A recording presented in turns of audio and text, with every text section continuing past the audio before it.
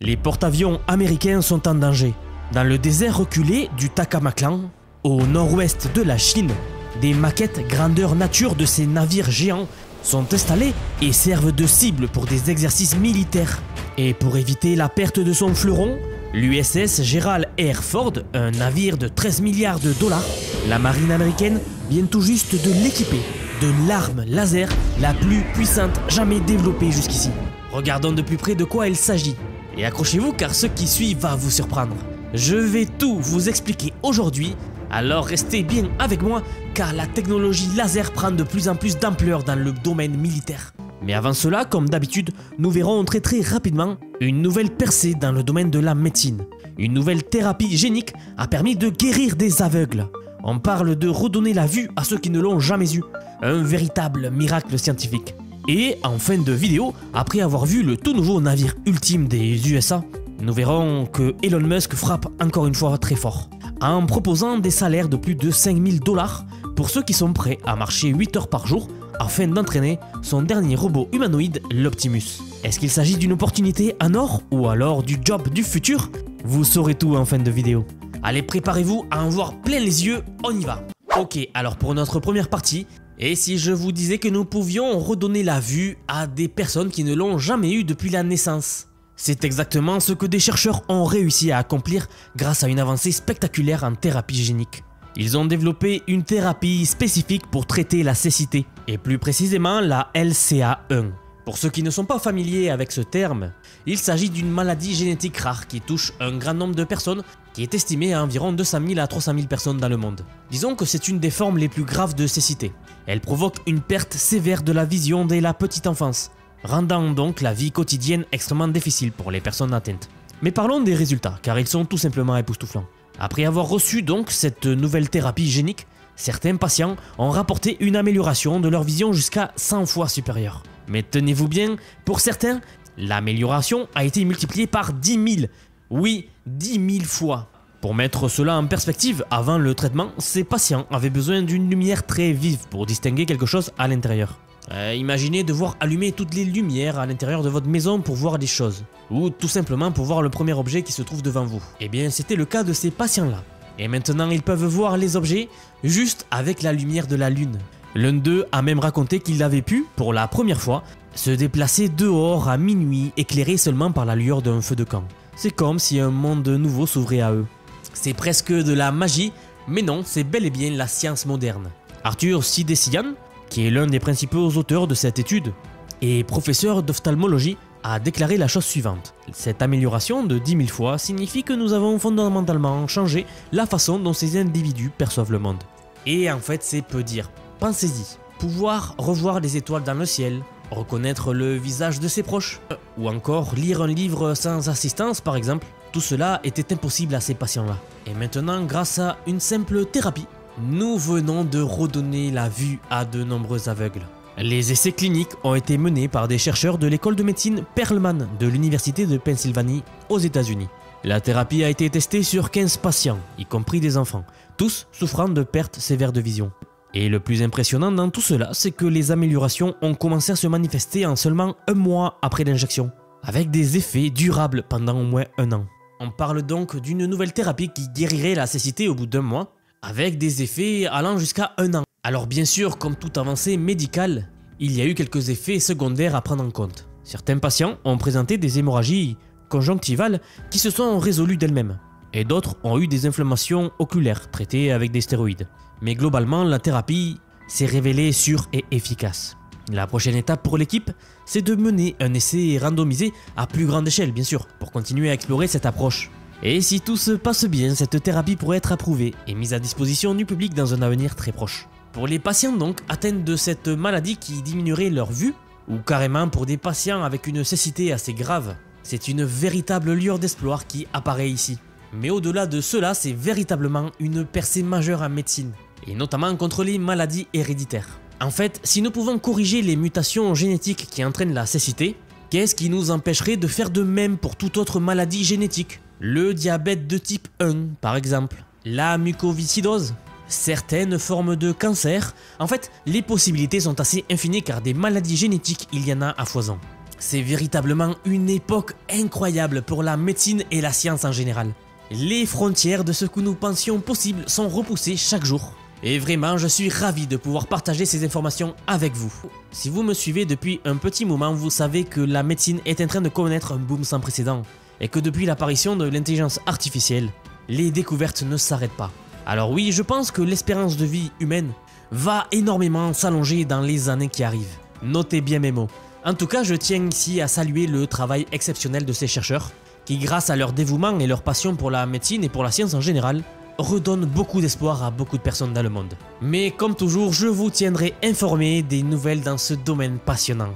Alors maintenant, regardons le sujet principal de notre vidéo. Ok, maintenant l'actualité majeure qui pourrait bien redéfinir l'équilibre géopolitique des forces sur les océans du globe. Les porte-avions américains, symbole de la puissance navale des États-Unis, sont aujourd'hui confrontés à une menace grandissante. Les avancées technologiques de la Chine en matière de missiles hypersoniques. Pour contrer cette menace, la marine américaine a décidé d'équiper son fleuron, l'USS Gerald R. Ford, de l'arme laser la plus puissante jamais développée. Nous avons vu il y a 3 ou 4 jours un nouveau laser développé par la Chine, mais maintenant plongeons ensemble dans les détails de cette nouvelle technologie américaine qui change tout. Le porte-avions USS Gerald Ford, avec un coût astronomique de 13,13 milliards de dollars, est le navire de guerre le plus grand et le plus cher jamais construit au monde. Imaginez un pont d'envol de plus de 2 hectares, bourré de technologies de pointe qui sur le papier sont censées le maintenir à la pointe de la puissance navale mondiale jusqu'en 2050 et au-delà. Ce géant des mers abrite 4 escadrons de chasseurs, ainsi qu'une multitude d'avions de soutien tactique, totalisant plus de 60 appareils, avec la capacité d'en accueillir jusqu'à 90. On parle de 90 avions stationnés sur un seul porte-avions. Je sais pas si vous vous rendez compte de la dinguerie. Il pèse environ 100 000 tonnes.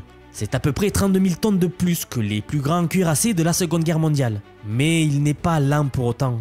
Car oui, il est propulsé par 2 réacteurs nucléaires. Le navire dispose donc de près de 300 MW d'énergie électrique, soit presque 3 fois la puissance des super porte-avions actuels. Pour vous donner une idée, c'est comme si un pâté de maison entier de New York se déplaçait sur l'eau à plus de 55 km/h. Alors là, je vous envoie des chiffres assez impressionnants, mais c'est parce que ce navire est impressionnant. Le plus gros navire jamais créé par l'humanité. D'ailleurs, saviez-vous que pendant la Seconde Guerre mondiale, les États-Unis produisaient plus de 1000 navires par an? Aujourd'hui, ils n'en font plus que 2 ou 3 par an. C'est un sacré ralentissement, n'est-ce pas? Eh bien, malgré toutes ces impressionnantes caractéristiques, de nouvelles menaces émergent à l'horizon. La Chine a considérablement augmenté la taille de sa flotte navale au cours des dernières décennies, dépassant même désormais celle des États-Unis avec plus de 770 navires militaires et garde-côtes. Et ce qui est encore plus préoccupant, c'est que cette flotte est presque entièrement concentrée dans le Pacifique, tandis que la flotte américaine est divisée entre l'Atlantique et le Pacifique. Mais ce n'est pas tout. La Chine a développé une série d'armes anti-navires avancées, comprenant des missiles hypersoniques hautement manœuvrables, capables d'atteindre des vitesses allant jusqu'à Mach 10, 10 fois la vitesse du son. Autant vous dire que ce sont de sacrés missiles. Et parmi ces armes, le DF-ZF, un missile hypersonique qui peut frapper à plus de 1500 km de distance, et qui constitue donc la menace directe la plus importante pour les porte-avions américains. Et clairement, la Chine ne cache pas ses intentions. Des images récentes ont fuité, et nous avons vu dans le désert reculé du Takamaklan, au nord-ouest du pays, que la Chine a construit des maquettes grandeur nature de porte-avions américains qui sont utilisés pour des exercices de tir et de entraînement. C'est un message clair adressé aux États-Unis. Ces armes sont conçues spécifiquement pour contrer les navires américains. Et c'est face à ces défis que la marine américaine se doit de réagir. Tout cela pour assurer la sécurité de ses navires et maintenir sa domination dans les océans. La solution envisagée est donc audacieuse. Investir massivement dans une technologie qui était jusqu'à récemment hors de portée, les armes laser de haute énergie. Pourquoi se tourner vers les armes laser? Car en fait, les avantages sont très nombreux et très significatifs. Premièrement, les lasers tirent à la vitesse de la lumière, ce qui annule clairement l'avantage de vitesse des missiles hypersoniques. Peu importe à quelle vitesse un missile se déplace, il ne peut pas dépasser la vitesse de la lumière. Deuxièmement, les lasers peuvent être utilisés de manière quasi illimitée tant que le navire dispose d'une source d'énergie suffisante. Et avec les réacteurs nucléaires de ce navire-là, le USS Gerald R. Ford, l'énergie ne manque pas. Troisièmement, le coût par tir est extrêmement faible, estimé entre 1 à 10 $. comparé aux millions de dollars que coûtent les missiles défensifs traditionnels. En 2014, la marine américaine avait fait un premier pas dans ce sens-là, dans l'installation des armes laser. Elle avait installé un laser de 33 kW sur l'USS Ponce, un des navires pour des essais en mer. Et ce laser, bien que modeste, a démontré le potentiel de cette technologie. Depuis, des versions plus puissantes ont été testées. En août 2022, la marine a installé son premier laser permanent sur un destroyer, l'USS Preble. Ce système, appelé Helios, a une puissance de 60 kW et il est intégré au système de détection et de contrôle du navire. Mais pour faire face aux défis actuels des missiles hypersoniques chinois, ces lasers se devaient d'être encore plus puissants.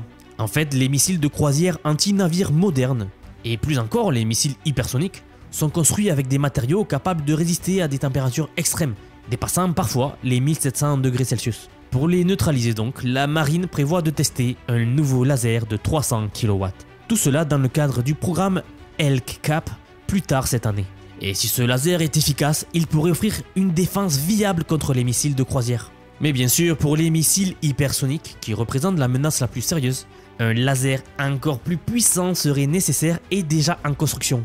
En fait, le Pentagone estime qu'un laser d'1 MW, c'est-à-dire plus de 3 fois la puissance actuelle des meilleurs lasers, serait nécessaire pour neutraliser ces armes avant qu'elles n'atteignent leur cible. Et c'est là que la marine américaine a attribué un contrat à Northrop Grumman, une entreprise de défense, pour réaliser un tel laser. C'est en juillet 2022 que l'entreprise a achevé une conception préliminaire de ce laser-là à haute énergie, capable de combiner plusieurs faisceaux en un seul grand rayon puissant. Ce système pourrait initialement fournir une puissance de 300 kW, avec la possibilité de l'augmenter jusqu'à 1 MW, qui est, vous l'aurez compris, l'objectif final. Alors bien sûr, les défis ne sont pas uniquement technologiques, il faut également développer des systèmes de détection et de suivi, capables de repérer et de suivre ces missiles hypersoniques, qui eux se déplacent à plus de 12 000 km/h. Ces missiles peuvent manœuvrer en vol, ce qui rend leur interception encore plus complexe. C'est donc la coordination entre les différents navires, avions et satellites qui sera cruciale pour assurer la protection efficace de ces navires-là.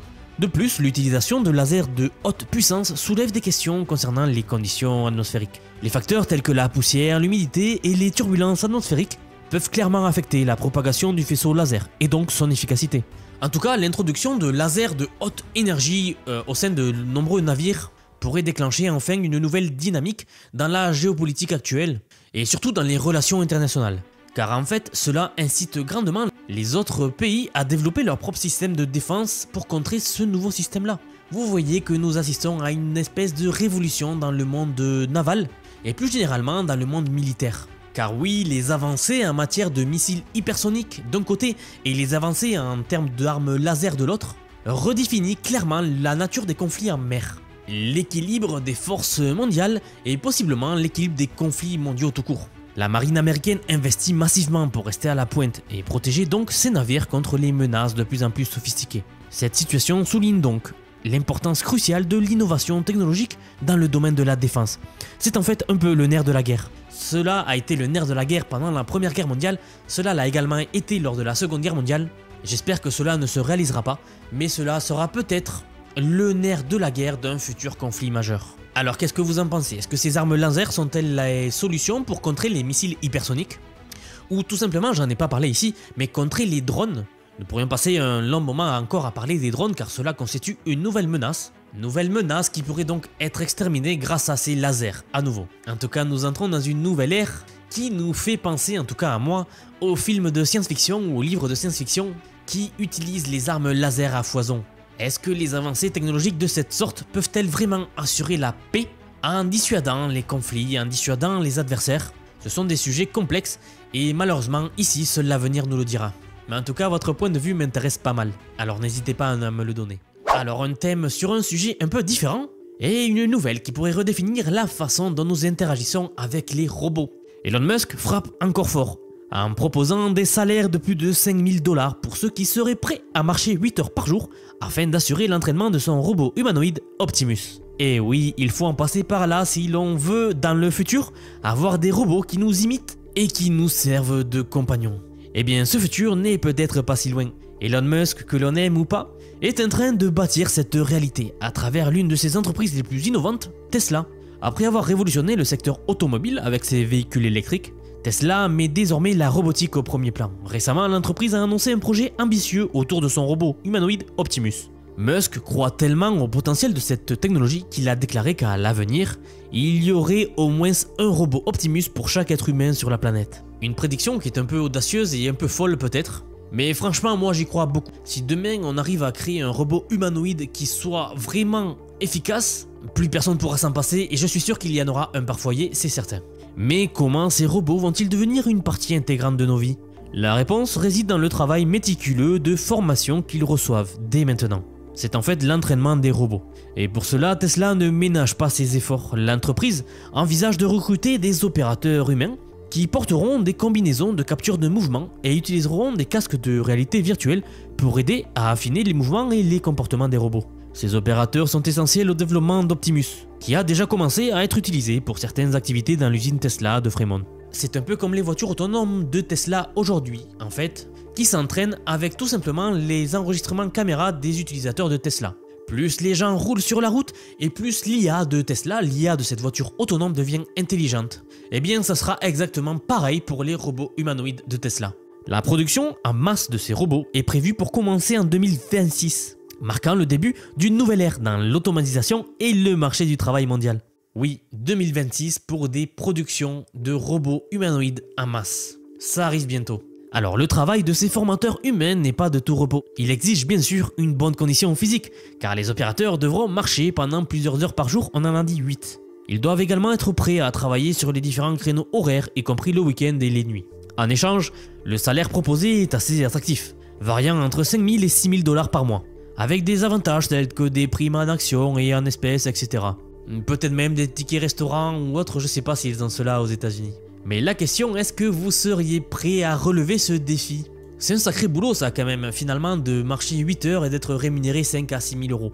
J'ai envie de dire que c'est un bon deal quand même. Mais cette initiative soulève également des questions importantes sur l'impact des robots humanoïdes sur le marché du travail. Si les robots comme Optimus deviennent courants, comment cela affectera-t-il l'emploi lui-même? En fait, Elon Musk envisage un monde où les robots accomplissent les tâches répétitives et dangereuses, libérant ainsi les humains pour des activités plus créatives et enrichissantes. Mais en tout cas, il est fascinant de voir à quel point la technologie et le progrès va vite. Ce qui semblait être de la science-fiction il y a quoi 5 ans est en train de devenir une réalité tangible. Franchement, je pensais pas que le progrès pouvait aller aussi vite. Vous auriez imaginé tout cela il y a 5 ans? Des robots autonomes, des intelligences artificielles, des voitures pilotées toutes seules, des armes laser? Franchement, ça va très très vite. Alors j'ai vraiment hâte de voir qu'est-ce que nous verrons dans 5 à 10 ans en fait. Et si vous ne savez pas trop de quoi je parle, je pense que vous allez être très impressionné par la vidéo suivante.